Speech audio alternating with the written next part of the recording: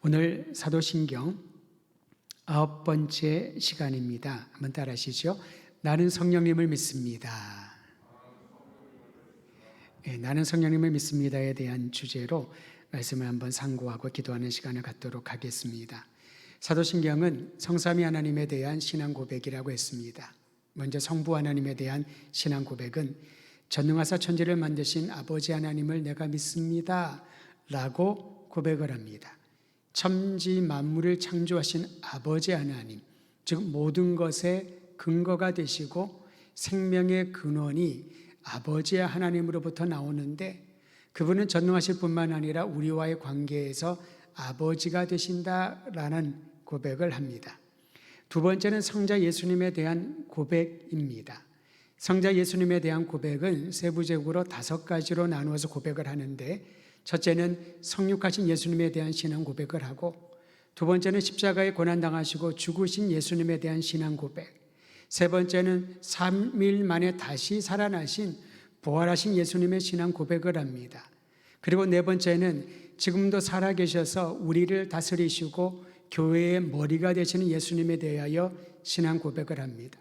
다섯 번째는 지난주 우리가 함께 보았었지요.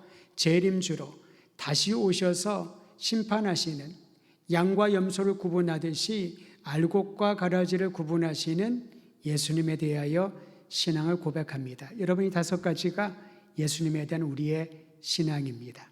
그리고 오늘은 성령님에 대한 신앙 고백을 합니다. 사도신경은 매우 짧습니다. 나는 성령을 믿사오며 나는 성령님을 믿습니다 라는 신앙 고백을 합니다.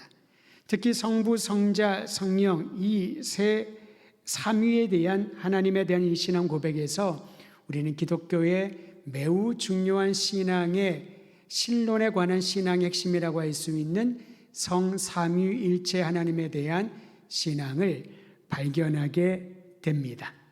성부, 성자, 성령은 세 위격으로 구분되지만 한 분 하나님을 칭하는 것입니다. 이것을 우리는 삼위일체라고 합니다. 간혹 여러분 전라도 지역에 가면은 귀한 손님에게 주는 음식이 있죠. 삼합이라고 하죠. 뭐가 무엇이죠? 개고기는 아니지요. 네. 돼지, 홍어,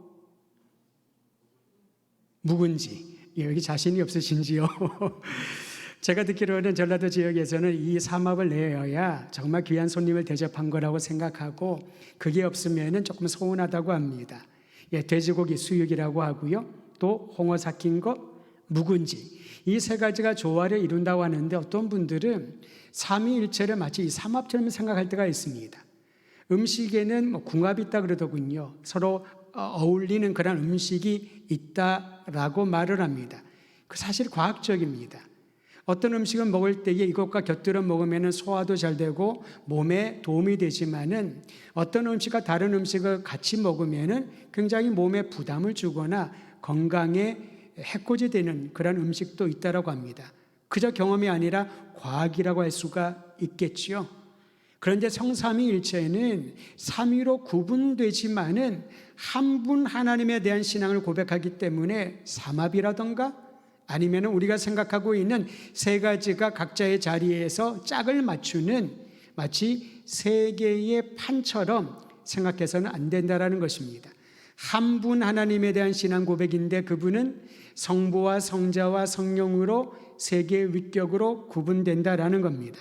그래서 신학자들은 삼위일체를 설명하기 위하여 두 가지 대표적인 접근 방법으로 삼위일체를 설명을 합니다. 오늘 비가 오에도 불구하고 수요예배 오신 분들에게 오지 않으신 분들에 대해서는 비해서 새롭게 우리가 알아갈 수 있는 기회가 되었으면 좋겠습니다.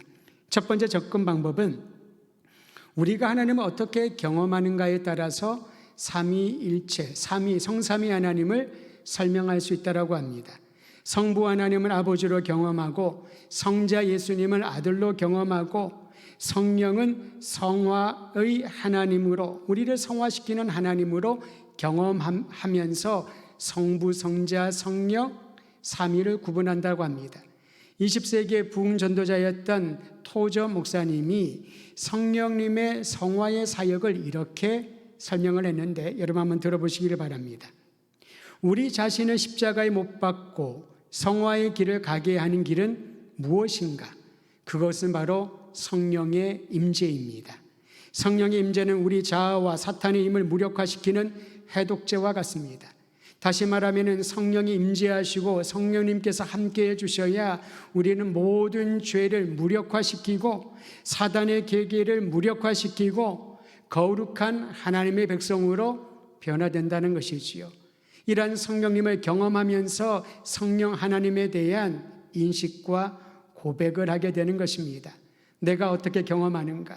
아버지 하나님 성부를 경험하고 성자 예수님 십자가에 달려 죽으시고 부활하시고 승천하사 다시 오실 예수님을 경험하고 그리고 나를 거룩하게 변화시키고 죄로부터 벗어나게 하는 사단과 마지막 끝까지 싸울 수 있는 힘을 주시는 성령 하나님을 경험하면서 성부 성자 성령 하나님을 구분하게 된다는 것입니다.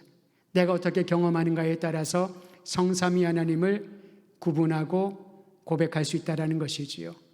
성삼위 하나님에 대한 두 번째 접근 방법은 성부, 성자, 성령의 관계성에 따라서 구분을 합니다.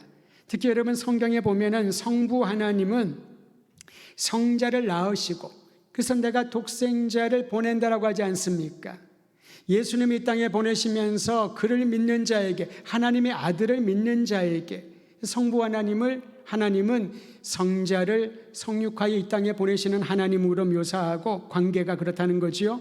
또한 성부 하나님은 약속하신 성령을 보내신다라고 합니다. 성자는 성부께서 약속하신 성령을 동시에 보내시는 것으로 말하고 있습니다.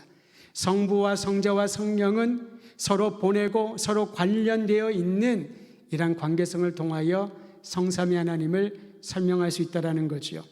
특히 성자 예수님은 성령과의 관계를 제자들에게 다음과 같이 설명합니다. 요한복음 14장 16절 제가 한번 읽어드리죠. 내가 아버지께 구하겠으니, 여기서 내가는 누구죠? 성자 예수님을 말합니다. 아버지께 구하겠으니, 성부 하나님께 구하겠으니 그가 또 다른 보혜사를, 보혜사는 성령님을 말하지요. 보혜사를 너희에게 주사 영원토록 너희와 함께 있게 하리니. 요한복음 14장 16절입니다. 성경에는 삼위일체란 단어는 없습니다. 그러나 삼위일체를 설명해 주는 수많은 구절들이 있는데 이러한 관계 안에서 내가 예수께서 말씀하시기를 아버지 하나님께 구하겠으니 그가 또 다른 보혜사를 너희에게 보내사 영원토록 함께 있게 하리라.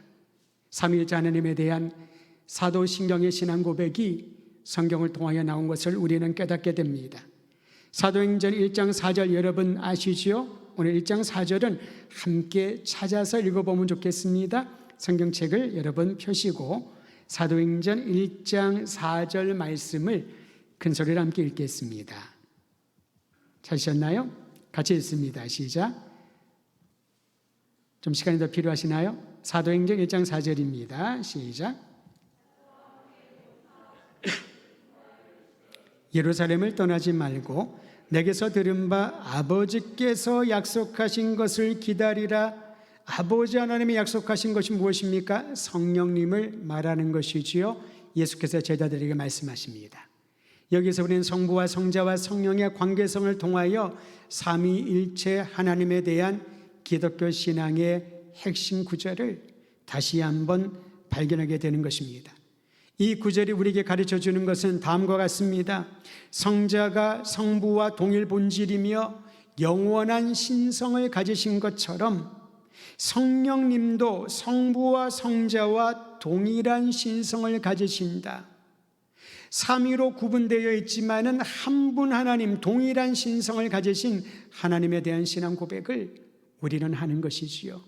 이것은 이성적으로 논리적으로 설명할 수 있는 영역이 아니라 신앙으로 고백하며 믿음의 눈으로 믿음으로 선포하고 믿음으로 받아들이는 아름다운 신앙 고백인 것입니다. 그러므로 우리는 예배를 드릴 때 성삼위 하나님께 예배를 드리죠.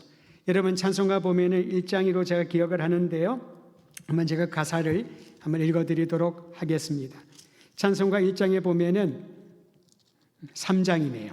성부, 성자와 성령 찬송과 영광 돌려보내세 태초로 지금까지 또 영원 무궁토록 성삼위께 영광 영광 영광. 성부와 성자와 성령 성삼위 하나님께 예배를 드리는 것이 기독교 신앙의 핵심이요 오늘 우리가 예배 드리는 목적이요 이유이기도 합니다. 성령님의 칭호에 대해서 우리는 조금 더 살펴보려고 합니다. 구약에 사용된 성령님을 칭하는 단어는 놀랍게도 바람, 생기, 영을 뜻하는 루아흐라고 하는 단어입니다. 루아흐라고 하는 것은 바람입니다. 여러분 오늘 비가 오면서 바람이 많이 불지 않습니까?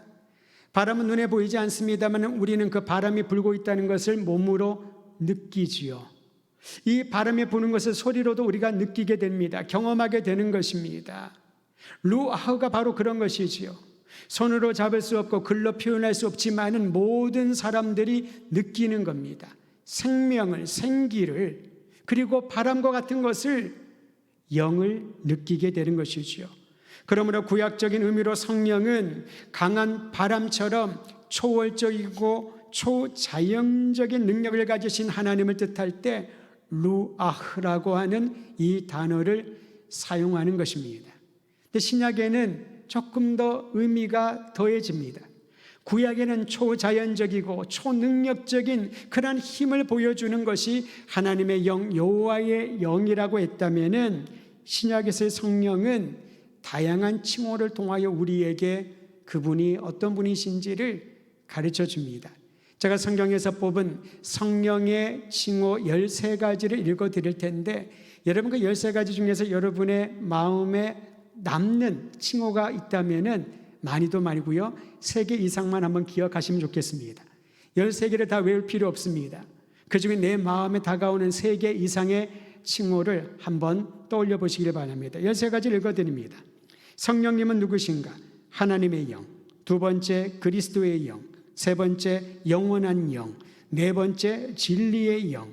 5번째 은혜의 영. 6번째 영광의 영. 7번째 생명의 영. 8번째 지혜와 계시의 영. 9번째 보혜사. 10번째 약속의 영. 11번째 양자의 영. 12번째 성결의 영. 13번째 믿음의 영. 신약 성경에서 등장하는 성령의 칭호 중에서 13가지를 정리해서 한번 알려드렸습니다. 여러분 제가 한번 불러드렸습니다만 그 중에 3가지 이상 성령에 대한 칭호가 여러분의 마음에 남는 게 있다면 그것을 마음에 품고 주의 성령의 도우심을 구할 때, 성령의 충만함을 구할 때 그저 성령의 충만함은 감정에 요동치는 것이 아니라 우리에게 영혼을 가르쳐주고 영광을 보게 하고 진리를 가르쳐주시고 우리에게 믿음을 갖게 하고 성결케 하고 우리에게 그리스도를 알게 하고 하나님에 대한 신앙을 고백하게 하고 우리에게 은혜를 더해 주시고 각자가 기억하고 마음에 담아놓으신 성령님의 역사를 사모하며 나아가시기를 간절히 소원합니다. 성령으로 충만케 하소서. 그저 막연하게 성령의 충만을 구하는 것이 아니라 성령의 칭호에 담겨진 성령님의 본질과 사역에 대해서 묵상을 하면서 그러한 성령님께서 내 안에 내 삶을 주관하시기를 간절히 소망하시기를 바랍니다. 오늘 저는 본문을 중심으로 성령께서 행하시는 사역, 대표적인 7가지 사역을 함께 살펴보면서 주의 도우심을 구하며 기도하는 시간을 갖도록 하겠습니다. 먼저 요한복음 16장 7절, 오늘 본문 첫 번째 절을 우리 한 목소리로 읽도록 하겠습니다. 16장 7절입니다. 시작. 그러나 내가 너희에게 실상을 말하노니 내가 떠나가는 것이 너희에게 유익이라. 내가 떠나가지 아니하면 보혜사가 너희에게로 오시지 아니할 것이요 가면 내가 그를 너희에게 보내리니. 13가지 칭호 중에서 한 칭호가 오늘 본문에 나와 있지요. 그 칭호는 무엇입니까? 보혜사입니다. 여러분 오랫동안 신앙생활 하신 분들은 보혜사가 헬라어로 어떤 단어이고 어떠한 의미인지를 들어 잘 기억하실 겁니다. 그래도 한 번 더 말씀드리면은 파라클레토스라고 하는 단어를 씁니다. 파라라고 하는 것은 바로 옆에 병행한다, 가까이 있다라는 뜻입니다.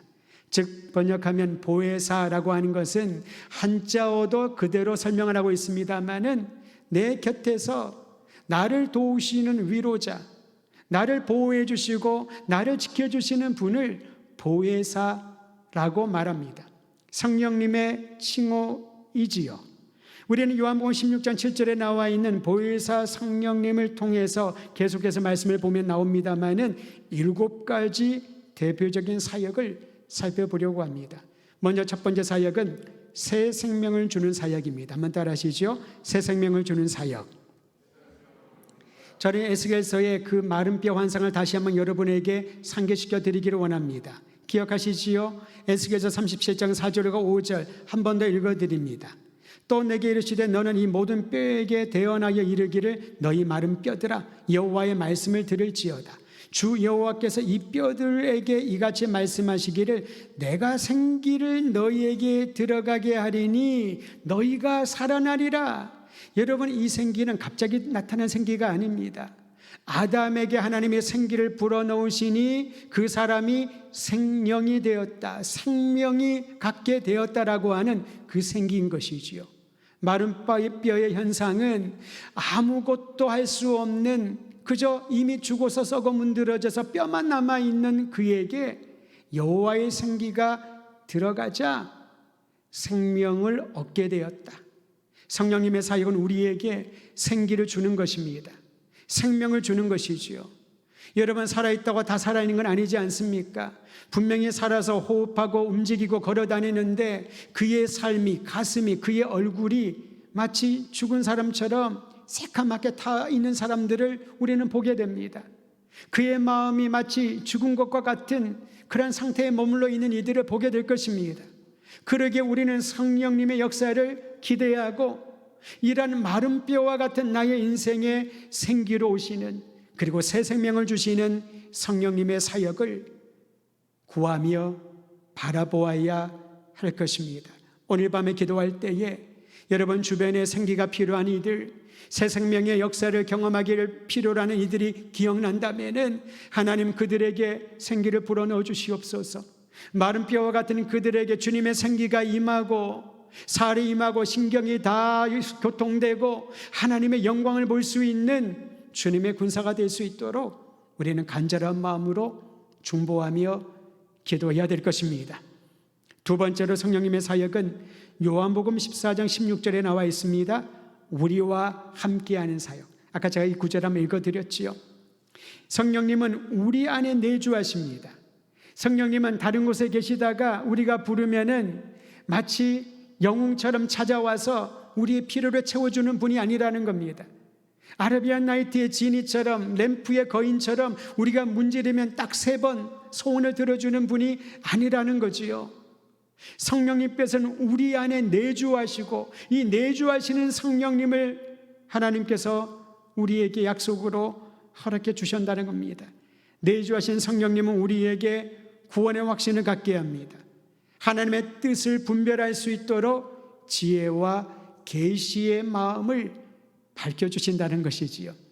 여러분, 우리는 똑똑한 사람을 칭찬하지 않습니까?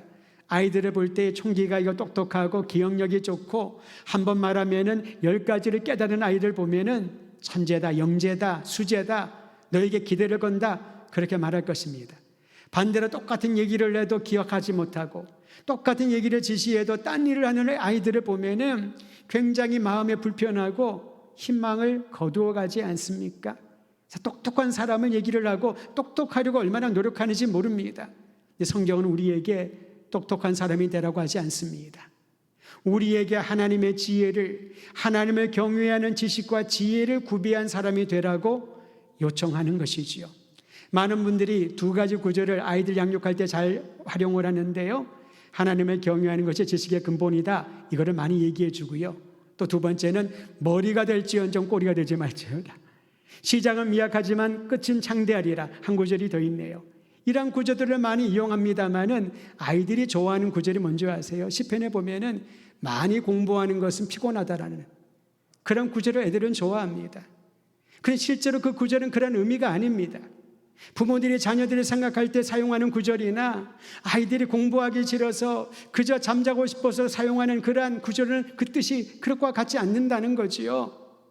그러나 분명한 것은 하나님의 성령으로 충만한 이들에게는 하나님께서 통찰력과 깨달을 수 있는 지혜와 지식의 영을 더하여 주신다는 거죠. 지혜가 참 중요한데 이 지혜는 많이 배웠다고 많은 학력을 가지고 있다고 해서 얻는 것이 아니라 이 지혜는 그때마다 적절한 부분들을 우리가 알게 되는 것입니다. 저는 우리 자녀들, 우리 더드림교회 성도들이 참으로 성령으로 충만하여서 내주하시는 성령님께서 때마다 시마다 사례를 분별하고 그리고 적절한 말을 하게 하는 그러한 아름다운 지혜자가 되기를 간절히 소망하는 것입니다. 세 번째로 성령의 사역은 요한복음 15장 26절에 기록되어 있습니다. 증언하는 사역입니다. 핵심적인 사역 중에 하나이지요. 성령님은 예수가 그리스도이심을 증거합니다. 그래서 성령님을 예수의 영, 그리스도의 영, 진리의 영이라고 칭하는 이유가 여기에 있지요. 예수가 그리스도임을 증거합니다. 예수가 그리스도임을 믿게 합니다. 여러분 잘 생각해 보십시오. 내가 예수를 믿고 구원받은 자녀가 된 것이 나의 의지적인 결단인 줄 알았는데 예수가 그리스도이심을 믿게 하시는 그 능력이, 은혜가 바로 성령님의 사역이라는 것이지요. 오순절 성령 강림 이후 제자들이 변하지 않았습니까? 40일 전만 하더라도, 아니죠, 50일 전만 하더라도 예수님을 버리고 도망갔던 제자들, 예수님의 어머니를 모시고 십자가 밑에 있었던 사도 요한조차도 예수님의 죽음이 끝으로 생각을 했던 사람들, 예수님이 부활하셨지만 여전히 부활 승천하신 예수님을 보면서도 제자들 중에서 믿지 않고 의심하는 사람들도 몇 명이 있었다라고 마태는 기록하고 있지 않습니까? 그런데 그들이 성령을 경험한 이후에, 오순절 성령 강림 이후에 그들의 마음이 달라졌습니다. 담대하게 예수가 그리스도란 사실을 증거하고 목숨을 내걸었습니다. 어떻게 이게 가능할까요? 의지적으로 했다면 그들은 목숨이 위협받는 상황에서는 멈췄을 것입니다. 그런데 그들은 끝까지 순교했습니다. 사도 요한을 제외하고 11명의 사도들은 다 순교를 당하지 않았습니까? 어떻게 이런 일이 가능할까요? 내주하시는 성령께서 예수가 구원자 메시아 영원한 왕 주님이신 것을 증거케 하시니까 그들에게 그 믿음을 가지고 살아가게 됐던 것이지요. 고린도전서 12장 3절은 이렇게 말합니다. 또 성령으로 아니하고는 누구든지 예수를 주라고 할 수 없느니라. 로마서 8장 9절, 누구든지 그리스도의 영이 없으면 그리스도의 사람이 아니라. 여러분, 이 사람이 그리스도의 사람인지 아닌지를 어떻게 구별할 수 있을까요? 그 안에 성령님이 내주하는지, 성령님이 내주하는지는 어떻게 할까요? 그가 예수가 그리스도님을 확실히 믿는지, 목에 칼이 들어와도 이 신앙을 지키고 살아가는지, 그것이 바로 성령이 내주하고 역사한다는 증거인 것입니다. 상황에 따라서 믿음을 들었다 놨다, 내 감정에 따라서 믿음이 있었다 없었다, 그것은 성령이 내주하여 예수님을 구주로 고백하는 신앙과는 거리가 먼 거지요. 제가 자주 강조하고 얘기하는 말에 의하면 종교인으로 살았던 것입니다. 종교인은 조금만 노력하면 됩니다. 일주일의 시간을 조금만 할애해 주면 됩니다. 의무를 감당만 하더라도 많은 사람들이 훌륭한 종교인이라고 얘기를 합니다. 그러나 그리스도인은 종교인과 다릅니다. 예수가 그리스도이심을 믿고 그분의 뜻에 순종하며 그의 영광을 위하여 살아가기로 자기의 모든 것들을 내려놓는 자, 그들이 그리스도인이고 그들을 통하여 이 세상은 새로워질 것입니다. 성령님의 사역은 예수가 그리스도임을 증거하게 합니다. 네 번째로 요한일서 2장 1절에 보면은 성령님은 변호하는 사역을 한다고 합니다. 여러분, 너무 놀랍습니다. 성령님은 하나님 앞에서 우리를 변호해 주시고 대언해 주신다고 합니다. 또한 죄를 범하지 않도록 하시며 죄를 범했을지라도 내가 정말 잘못했구나 참회하고 돌아올 수 있는 마음을 주신다라고 합니다. 이게 바로 성령님의 사역입니다. 다섯 번째는 오늘 우리가 읽은 16장 7절에 나와 있습니다마는 우리를 유익하게 하는 사역을 하십니다. 예수님의 제자들이 이렇게 말씀하셨지요. 내가 너희를 떠나는 것이 너희에게는 유익이다. 왜 그럴까요? 예수님이 하나님께로 가셔야 보혜사 성령께서 오시기 때문에, 예수님이 성육하신 이후에 시간과 공간의 제한을 받으셨습니다. 그러나 예수님께서 보내신 보혜사 성령님이 임하시면서 예수님은 시공간 모든 세대에 제한을 받지 않으십니다. 2000년 전에 부활하신 예수님, 다시 오시겠다고 하는 예수님이 오늘 우리의 마음 가운데 여전히 살아계셔서 우리의 삶을 주관하시고 우리의 인생을 새롭게 하지 않으십니까? 이게 바로 성령님, 보혜사 성령을 우리에게 보내신 유익이라는 것이지요. 성령님은 고집스럽고 자기중심적인 옛자를 죽이고 새로운 성품을 가지게 합니다. 성격 개조하기 위한 학원에 다니지 않아도 괜찮다는 거지요. 나의 성품을, 나의 기질을 성령께서 바꾸어 주신다는 겁니다. 그래서 유익이라는 거지요.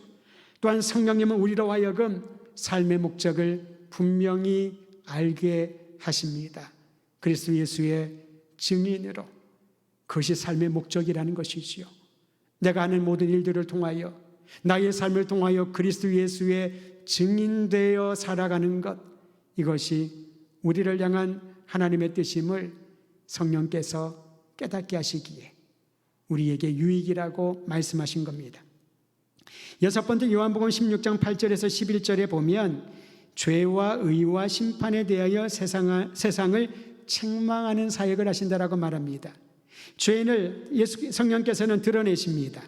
그리고 예수 그리스도 안에서 보여주신 하나님의 의를 우리에게 밝히 알려주십니다. 더불어서 지난주에 심판주로 오실 예수님에 대한 신앙 고백을 했는데, 마지막 때에 있을 심판에 대하여 성령께서는 증언해 주신다는 것이지요.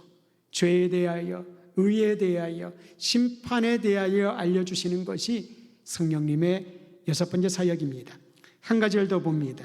일곱 번째 사역은 진리를 가르치는 사역을 우리에게 주시는 것이 성령님이십니다. 우리 오늘 본문의 13절 말씀 같이 합독하도록 하죠. 요한복음 16장 13절입니다. 시작. 그러나 진리의 성령이 오시면 그가 너희를 모든 진리 가운데로 인도하시리니 그가 스스로 말하지 않고 오직 들은 것을 말하며 장래일을 너희에게 알리시리라. 성령님은 예수님의 말씀을 가르치시고 생각나게 하십니다. 우리가 예수님의 말씀을 기억하는 것은 기억력이 좋아서가 아니라는 거죠. 암기력이 뛰어나서도 아닙니다. 성령께서 우리로 하여금 적절한 때에 주님의 가르침을, 주님의 말씀을 깨닫게 하십니다. 또한 진리로 인도하시고 진리 가운데 살게 하십니다. 성경은 성령의 감동을 받은 이들이 있었기 때문에 우리는 성령님이 성경의 저자라고 하지 않습니까? 그러므로 성경을 읽을 때에 성령께서 하나님의 뜻을 우리에게 계시해 주고 밝히 알려주십니다. 더불어 조명해 주시지요. 마치 하나님의 뜻이 수많은 글자 가운데 오늘 나를 향한 하나님의 말씀이 무엇인지를 조명해 주시고 깨닫게 하시고 진리로 이끌어가 주신다는 겁니다. 많은 이단들이 진리에 대하여 논문하고 진리 논쟁을 하고는 있는데, 그들이 말하는 그 진리는 논하에서, 논쟁에서 파악할 수 있는 것이 아닙니다. 연구학 논문처럼 연구를 해서 깨달을 수 있는 것이 진리가 아니라는 것이지요. 진리는 그리스도 예수 안에서 성령님이 보여주시는 역사이고, 진리는 우리에게 생명과 새 소망을 주는 하나님의 뜻을 알게 하는 것입니다. 사랑하는 성도 여러분, 우리가 내주하시는 보혜사 성령님을 사모하며 기도할 때 성령님의 7가지 사역을 다시 한번 마음에 품고 기도하기를 바랍니다. 성령님은 새 생명을 주는 분이시고 우리와 함께 하시며 새롭게 하시고 우리로 하여금 예수가 그리스도이심을 증언케 하십니다. 우리를 위하여 하나님 앞에 변호하시며 우리를 유익하게 하시는 하나님의 약속의 영이십니다. 죄와 의와 심판에 대해서 우리에게 알려주시고 마지막으로 진리를 가르치시고 진리 안에 머물 수 있도록 우리를 붙들어 주시는 분이십니다.